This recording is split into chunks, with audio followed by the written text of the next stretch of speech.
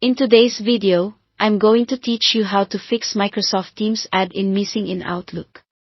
If the Teams meeting button has disappeared from your Outlook ribbon, don't worry, this is usually quick to fix by restarting the right apps and confirming a single add-in setting. Start by restarting the new Microsoft Teams app. This matters because the new Teams app installs and manages the Outlook add-in in the background. Fully quit Teams, not just minimize it. On Windows, right-click the Teams icon in the system tray and choose Quit. On Mac, choose Quit from the dock icon. Next, close Outlook completely as well. Make sure no Outlook windows are left open. Once both apps are closed, open the Teams app first and sign in if prompted. Give it a moment to initialize. Then launch Outlook. Head to the Home tab on the Outlook ribbon and look for the Teams meeting button. In many cases, this alone forces the add-in to reinstall and the button will reappear immediately. If it's still missing, let's enable it from Outlook's add-in settings.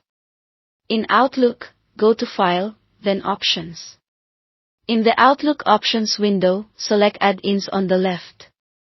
At the bottom, you'll see a Manage drop-down. Choose COM Add-ins and click Go. In the list that appears, look for Microsoft Teams Meeting add-in for Microsoft Office. If you see it, check the box next to it and click OK. Now close and restart Outlook so the change takes effect. If you don't see it in the COM Add-ins list, it may be sitting in the Disabled Items list. In that same Manage drop-down at the bottom, select Disabled Items and click Go. If the Teams add-in is listed there, select it and choose Enable. Then return to Manage, pick COM Add-ins again, click Go, and make sure the Teams add-in is checked. Click OK and restart Outlook once more.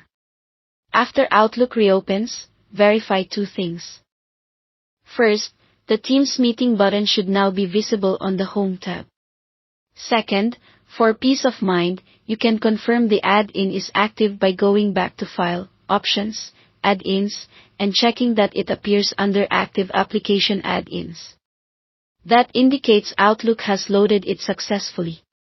A quick tip: the add-in only works in the desktop version of Outlook, not Outlook on the web, and it's designed for the new Teams app.